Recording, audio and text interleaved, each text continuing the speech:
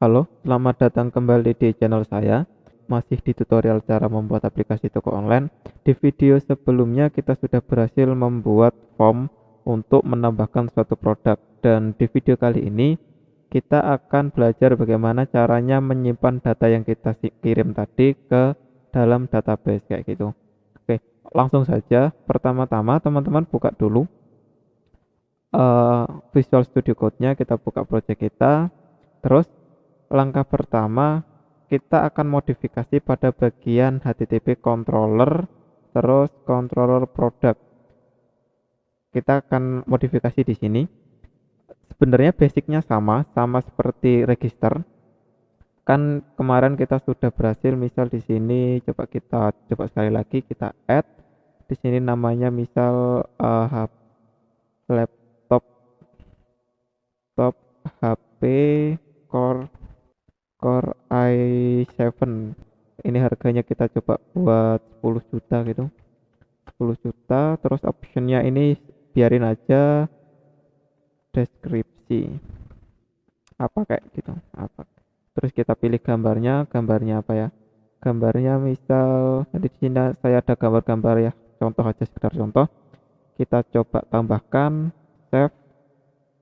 Di sini kita sudah bisa, intinya sudah terkirim ke dalam controller kita, sudah kita dapatkan di sini lah. Kita akan simpan semua informasi ini ke dalam database. Caranya sama seperti saat kita register dulu. Kita ambil aja dari kode user controller pada bagian, oh bukan user controller yang ini ya, tapi di dalam API user controller kita ambil pada bagian register di sini. Nah ini create sini, create, terus kita copy kode ini, kita taruh ke dalam produk. Di sini kita taruh di bawahnya, ini kita komen aja, siapa tahu nanti masih butuh. Kita taruh di bawahnya, tapi ini bukan user tapi produk kayak gini. Jangan lupa kita juga ganti pada bagian app user ini, kita ganti produk. Terus ini kita komen pada bagian password ini, kita komen dulu, siapa tahu nanti butuh. Kita komen, terus kita redirect. Kalau di sini kan kita arahkan ke view ya, tapi kita returnnya return return returnnya itu redirect. Kalau nggak salah tulisannya kayak gini, salah kayaknya, bukan kayak gitu. Gimana tulisannya aku lupa, sebentar. Eh, kita returnnya kemana?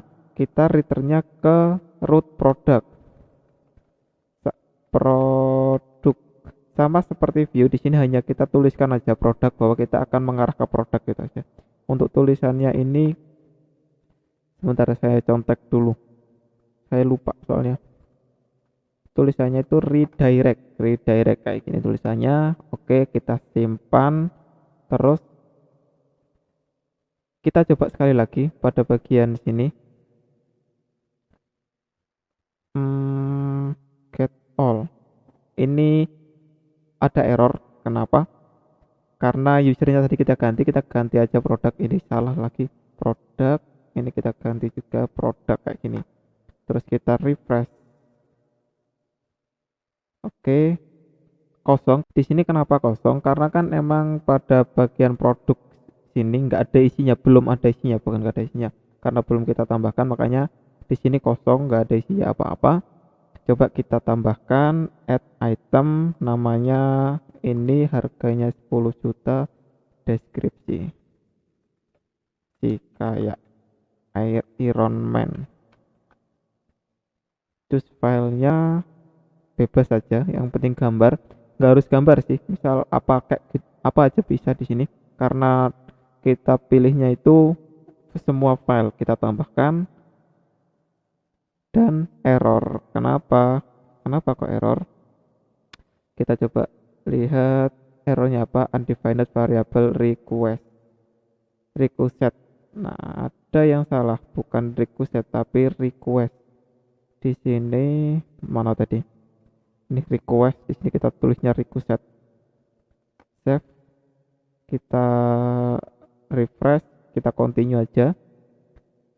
Di sini ada error lagi, kenapa field harga does not have default value. Kayaknya kita ada yang salah. Sebentar. Kita ngirimnya apa sih? Nah, di sini gunanya kita daidam lagi. Kita uncomment apa yang kita kirim. Kita refresh lagi. Continue. Di sini harga. Kita salah. Harusnya harga bukan harga. Kita buka pada bagian resource. Ini saya aja yang tipu sih. Kalau teman-teman berhasil ya selamat. Kalau gagal berarti mungkin tipu. Ada yang tipu. Kita buka pada bagian inilah. Nah, ini namanya itu harus sama dengan apa yang ada di dalam tabel harga kayak gini. Kita save, kita coba ya di sini untuk controllernya kita komen aja dulu. Kita refresh ulang. Refresh. Continue. Ada yang salah lagi. Harga does not have set. Bentar kita back aja dulu, kita coba add item. Harganya kayaknya tadi belum saya kasih harga deh, makanya error. Jadi ini nanti kita akan coba tambahkan untuk handling errornya. Jadi ketika kita tidak menambahkan sesuatu akan muncul misal required atau apa kayak gitu. Kita tambah dan masih kategori ID. Kategori ID itu harusnya integer, bukan ini kan yang kita kirim. Bentar. Tadi yang kita kirim, coba ini kita itu ya, kita daidam lagi. Banyak error. Nah, di sini kategori ID-nya itu option 1, padahal yang ada di dalam sini kalau kita lihat strukturnya, kita kemarin setnya dia itu integer. Jadi untuk mengakali itu kita harus ubah sedikit pada bagian produk, terus optionnya ini kita ganti value, kita kasih value-nya value kayak gini kalau nggak salah tulisannya, value misal 1, terus kita copy aja semuanya. Ini saya akan menggunakan teknik yang sama seperti yang saya gunakan kemarin. Nah, gini. Untuk ID-nya kita ganti 0 aja semua. Atau biarinlah 1 gini aja nggak apa-apa. Kita ganti 1, kita coba kirim ulang. Nah, sepertinya kalau ngoding asli benar-benar dari awal ya emang harus kayak gitu. Jadi apa salahnya kita perbaiki, kayak gitu. Kita back aja dulu, kita untuk daidamnya kita komen ulang. Coba kita tambahkan lagi, add, kita coba sekali lagi, kita tambah.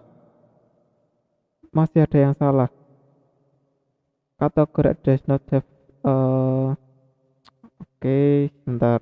Kita refresh dulu karena tadi belum kita refresh, makanya masih ada error. Kita ulangi lagi. Optionnya kita biarkan, pasti nanti karena auto kepilih kan. Di sini deskripsi yang belum kita isi dulu.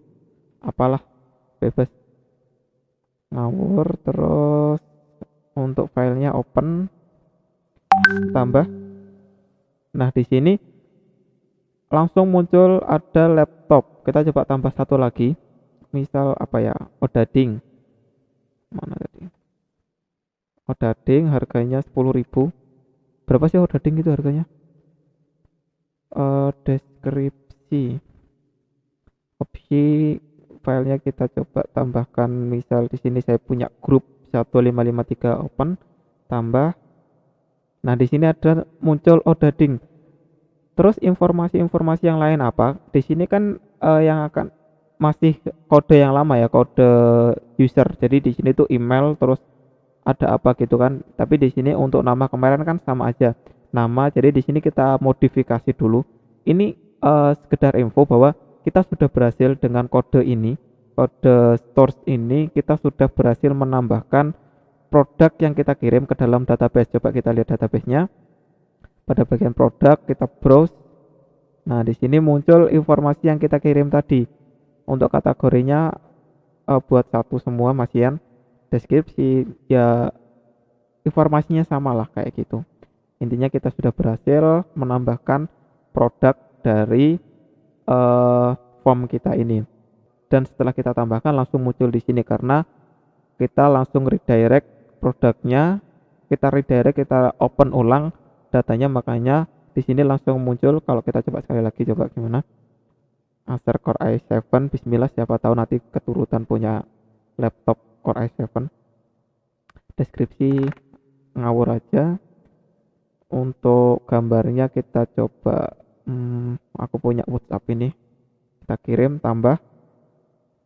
Oke, nah langsung muncul kan info di sini di yang paling bawah. Terus di sini kalau kita refresh juga nambah satu lagi, dan nama image-nya juga sudah langsung auto ke input gitu. Oke, di sini kita edit dulu pada bagian ini ya, kita edit dulu pada bagian admin LTE di atas ini biar lebih enak dilihatnya, bukan admin LTE lagi. Untuk merubah itu ada pada bagian resource, terus layout, admin, paling atas biasanya itu paling atas. Nah ini title ini kita ganti toko online kayak gitu. Terus di sini ada satu lagi, mana ya, yang harus kita ubah itu di sini pada bagian atas ini, admin LTE 3 ini kita ganti juga, misal apa ya, ya toko online lah, toko online. Udah gini aja, ini tak ganti aja namanya Alexander ini biar Alexander Tisto,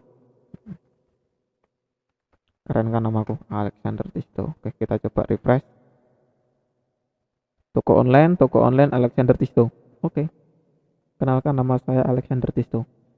Oke, kita coba main-main pada bagian tabelnya ini, kita ganti juga, kita mengarah ke product blade. Di dalam product blade ini kita ke atas pada for each-nya sini, ini kan email, kita ganti harga, terus kita apa lagi ya yang harus ditambahkan, harusnya itu ada satu lagi stok, tapi kemarin kita lupa nggak tambahkan stok, saya sih yang lupa. Terus ini kita buat aja misal apa ya, update ad, siapa tahu kan nanti dirubah namanya atau harganya dirubah, terus ada stoknya juga dirubah misal, ya kayak gitu. Jadi kita biar tahu aja kapan terakhir diupdate kayak gitu. Update ad, terus di sini ID sudah benar kan, ID, terus yang kedua nama, yang ketiga di sini updated ad. Ini tuh harus sama dengan yang ada di mana, database ini ya, mana sih tadi database ini, update ad, ada informasi kapan terakhir diupdate kayak gitu. Terus harganya jangan lupa, harga di bawah nama ya, di bawah nama ada harga, di sini harga. Oke, sudah, coba kita refresh. Nah, munculkan informasi harga, terakhir update kapan. Nah, ini kan cuma gimana ya? Kelihatannya kan cuma angka gini, nggak enak dilihat. Coba kita tambahkan di depannya itu RP gitu. Untuk menambahkannya ya tinggal ditambahkan aja di dalam sini.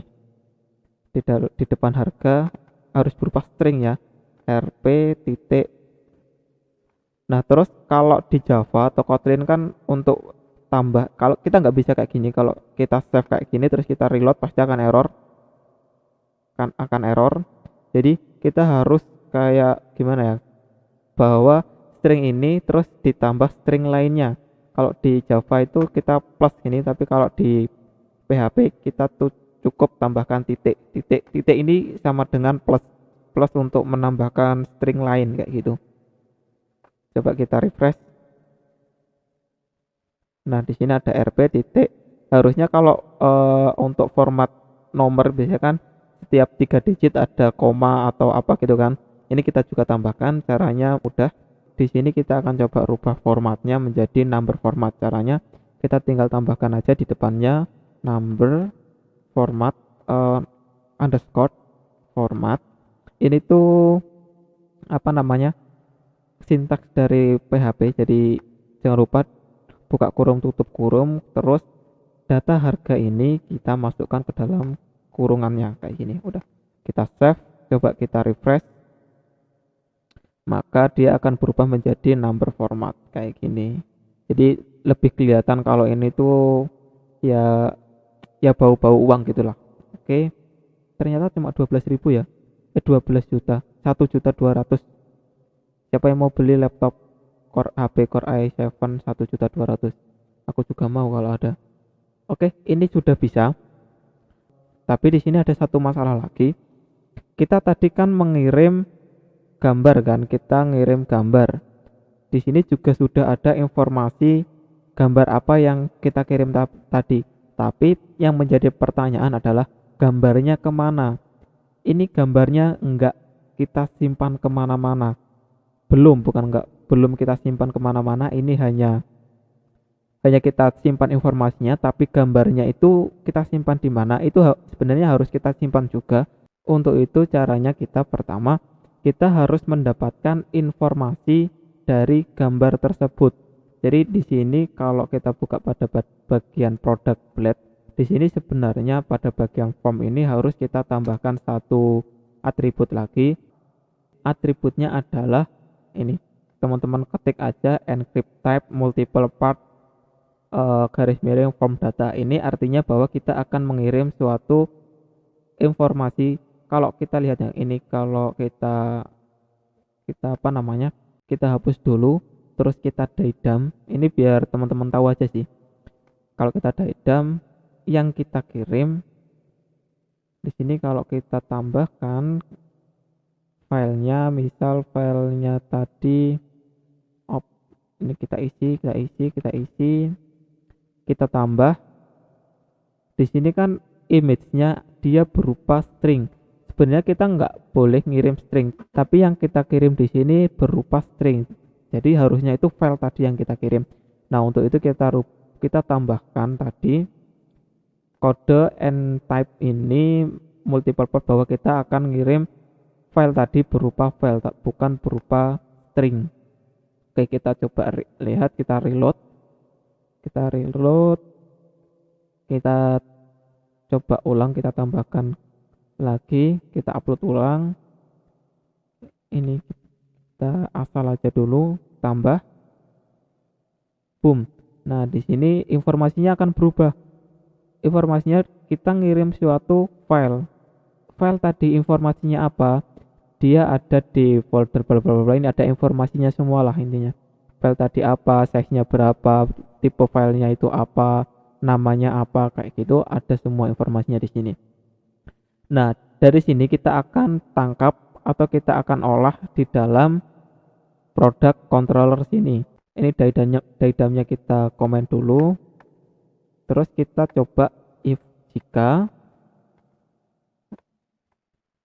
apa? Jika kita ambil request ini, terus tadi yang kita kirimkan image, kita ambil parameternya apa, terus kita kalau nggak salah tulisannya itu get client original path, kalau nggak salah path, oh bukan, tapi original name. Kalau nggak salah tulisannya gini, get client original name. Ini kita akan mendapatkan nama asli dari filenya itu apa. Sama seperti sebelumnya itu kan, kalau sebelumnya kan kita langsung dapat namanya, tapi di sini kita akan ngambil manual namanya apa. Kalau misal ada namanya, kita akan olah di sini, kita olah. Tapi kalau misal nggak ada namanya, kita buat variabel baru dulu, variabel file. Ini kita kosong aja. Terus kita olah namanya. Jika filenya tadi ada atau tidak kosong, atau kita tadi ngirim data, kita olah.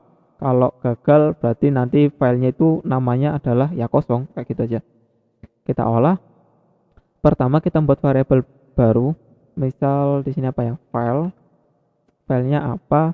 Kita di sini udah dapat namanya di sini, tapi ada masalah lain. Jadi misal kita tadi kalau kita lihat database ya, kita lihat database ini kan kita ngirim misal icon gopay.png, terus nanti yang kedua kita ngirim lagi icon gopay dengan nama yang sama. Terus yang ketiga kita ngirim gambar lagi dengan nama yang sama. Maka nanti ketika ada nama gambar yang sama sebanyak 3 kali, maka akan menjadi ya intinya rancu gitulah, ada error, bukan error sih, tapi kita tidak tahu mana nama yang asli yang sebenarnya kita kirim tadi itu apa sih. Makanya kita harus rubah apa yang kita kirim itu nggak langsung semerta-merta nama itu yang kita pakai, yang kan kita jadikan nama, tapi harus kita rubah dulu filenya tadi kayak gitu. Nah, untuk itu kita harus rubah namanya, kita get namanya, kita get ulang namanya, terus kita tambahkan file, kita buat variabel baru file name. Kita paling gampang itu kita buat kapan file ini diambil. Jadi kita date, kita ambil hari dan tanggal kapan gambar ini diambil, YMDHS. Ini tuh ya format standar lah untuk mendapatkan hari, mendapatkan tahun, bulan, hari, jam, sama second kayak gitu.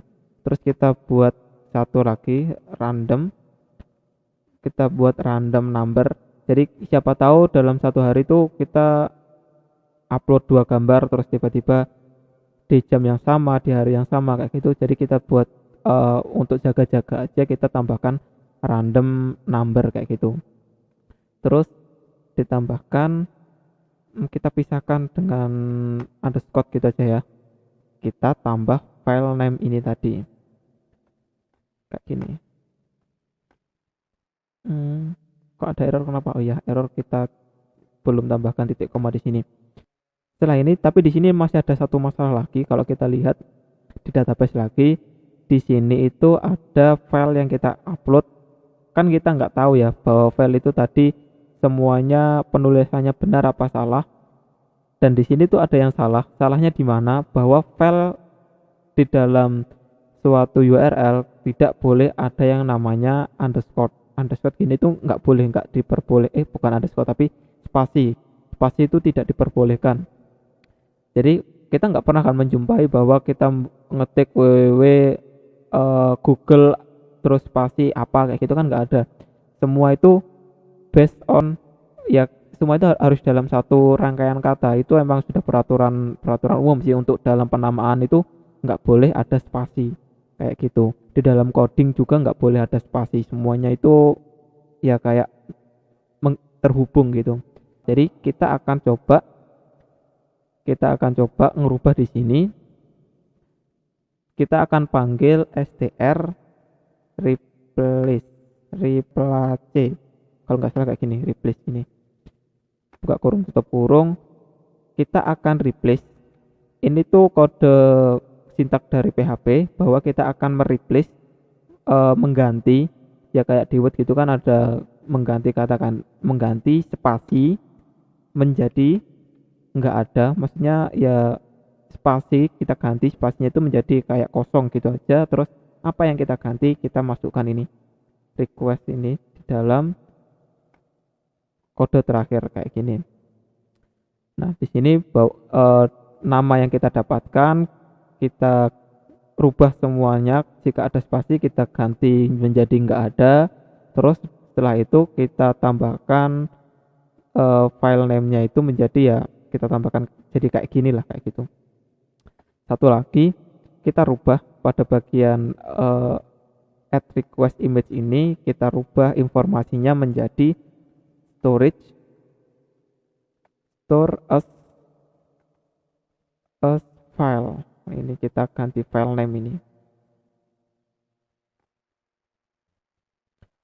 Terus kita simpan kemana? Ada yang lupa, di depannya itu harus kita simpan dulu. Kita simpan kemana? Ke dalam folder public. Terus ini kan karena yang kita simpan adalah produk, berarti kita taruh aja di dalam folder produk. Terus ini koma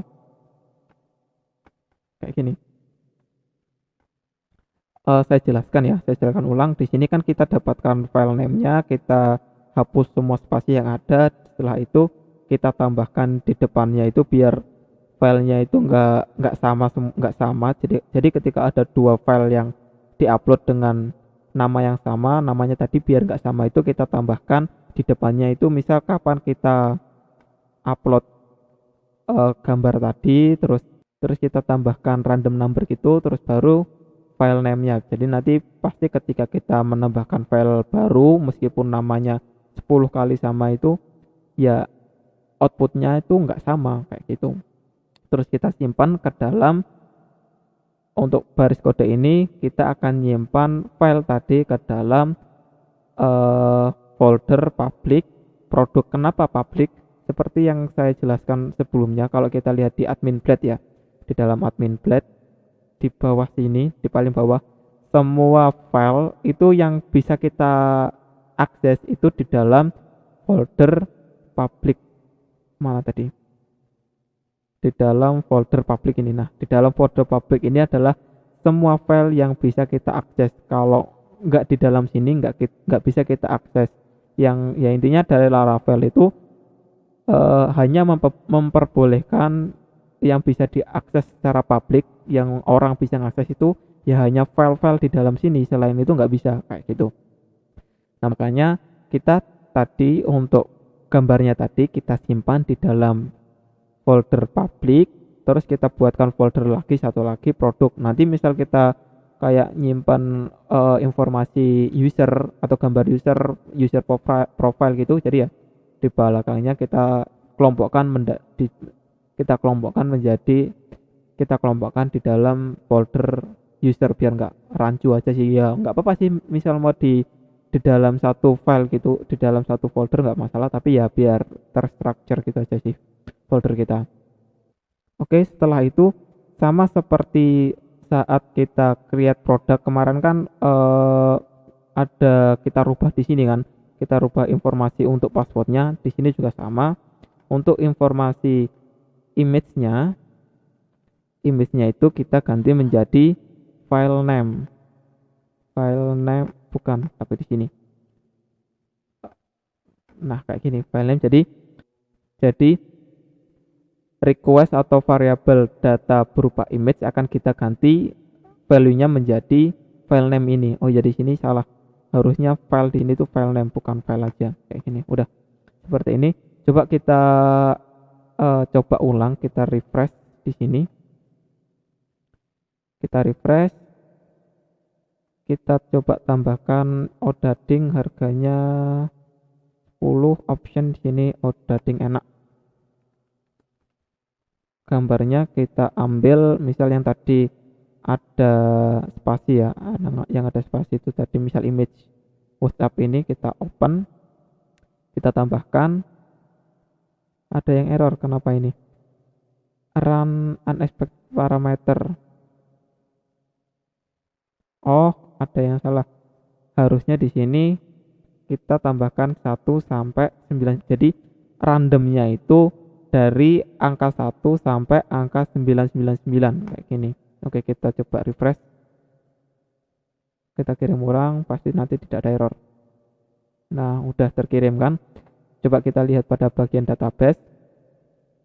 Nah, disinilah gunanya. Meskipun kita mengirim data yang sama, informasinya sama, tapi meskipun kita mengirim data yang sama atau gambar yang sama akan selalu berubah karena kita rubah di depannya itu ada informasi tanggal, ada informasi bla bla bla yang lain lah kayak gitu. Jadi pasti nggak akan selalu sama. Terus untuk spasi-spasinya juga kita hilangkan semua, jadi nggak ada spasi seperti itu. Itulah gunanya baris kode yang ada di sini. Tapi ada satu masalah lagi, kalau kita lihat kan kita menyimpan datanya ke dalam folder public. Terus datanya kemana?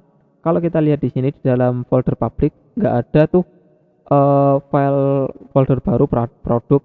Jadi sebenarnya untuk filenya itu dia disimpan ke dalam folder storage app public. Nah, di sini ada produk. Maka namanya ini akan sama seperti yang kita kirim tadi. Misal kita coba sekali lagi ya. Kita coba sekali lagi, kita kirim gambar misal kita kirim aja, kita pilih gambarnya yang ikon copy ini, kita open, kita tambahkan, kita lihat di dalam database, masuk kan, tapi namanya berubah. Terus kita lihat di dalam folder sini. Nah, di sini ada gambarnya. Terus cara kita untuk melihat gambar ini bagaimana? Ini kita coba, namanya kita copy dulu. Kita copy aja dari sini. Kita copy dari sini ya. Ini kita copy. Terus untuk membukanya ada di dalam folder public, produk, harusnya seperti ini. Kita buka namanya. Kalau kita enter nggak muncul. Kenapa? Karena seperti yang saya jelaskan tadi, semua file yang bisa kita buka ada di dalam sini. Sedangkan ada di dalam folder public. Sedangkan untuk storage ini kan nggak di dalam folder public. Jadi makanya nggak bisa kebuka, nggak ada kayak gitu. Nah, untuk itu kita akan coba ngelingkan storage ini ke dalam folder public ini. Jadi folder storage ini nggak di dalam folder public, tapi hanya kita linkkan. Caranya kita buka terminal, new terminal, terus kita panggil php artisan, kita panggil nama folder tadi, folder yang mau kita linkkan ke dalam folder public storage. Berarti di sini storage, bener gak sih tulisannya gitu, storage terus link kayak gini. Kita enter. Nah, di sini the public storage directory has been linked. Artinya storage tadi sudah dilinkkan. Kalau kita lihat di sini kan warnanya agak berbeda kan. Di sini plugin JS itu agak terang, di sini agak gelap. Ini artinya apa? Terus di sini juga ada kayak simbol link. Berarti artinya bahwa storage ini tuh sebenarnya nggak di dalam folder public ini, tapi dia itu folder storage ini. Kalau kita buka public, nah ada kayak apa sih ya, informasi yang ada di dalam folder produk inilah kayak gitu. Jadi untuk memanggil gambar ini kita tinggal tambahkan di dalam public. Sebelum produk kita tambahkan storage / product. Nah, baru kita bisa membuka gambar yang kita kirim tadi kayak gitu. Oke, setelah itu kita akan coba membuat API-nya. Jadi di sini kan kita sudah ada data ini kan, udah ada data produknya lah. Kita akan coba membuat API untuk mengambil semua data ini ke dalam format JSON kayak gitu. Oke, pertama kita buat controller baru. Untuk controllernya itu ada di dalam folder API ini. Jadi pertama php artisan make controller. Untuk controllernya ada di dalam folder API. Jadi di depannya itu kita tambahkan API / nama controllernya kita buat aja produk controller. Nah, kayak gini. Oke, kita enter. Di sini akan terbuat produknya. Terus kita beralih ke kemana ya? Ke root.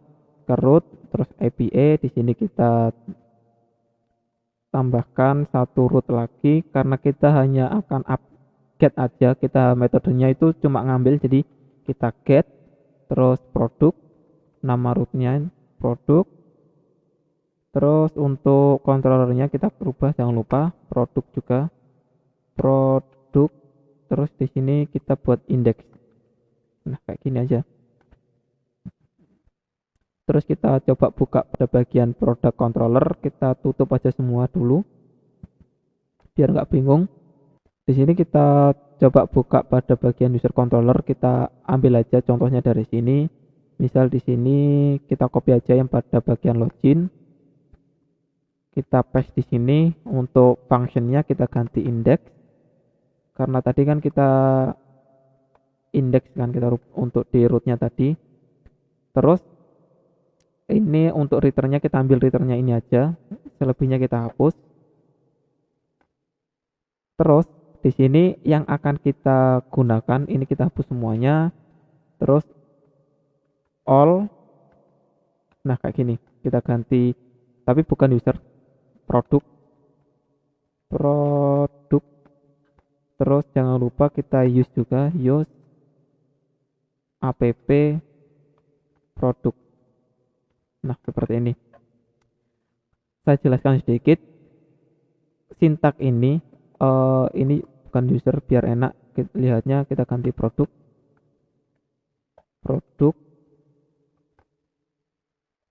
Terus untuk message-nya juga kita ganti, bukan selamat datang, misal get produk berhasil kayak ini.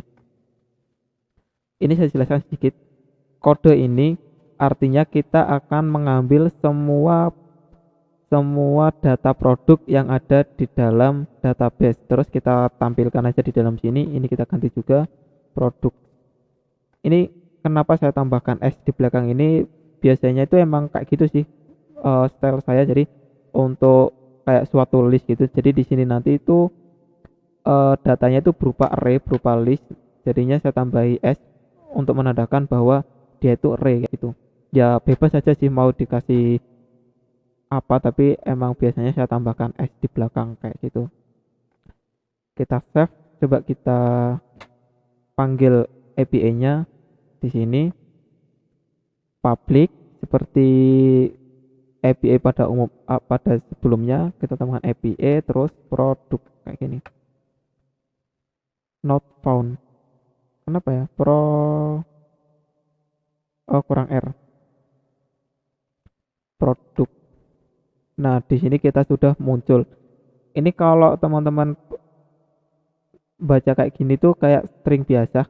Coba teman-teman tambahkan extension baru. Kalau teman-teman menggunakan Chrome, bisa tambahkan pada bagian more tools, extension, terus tambahkan aja JSON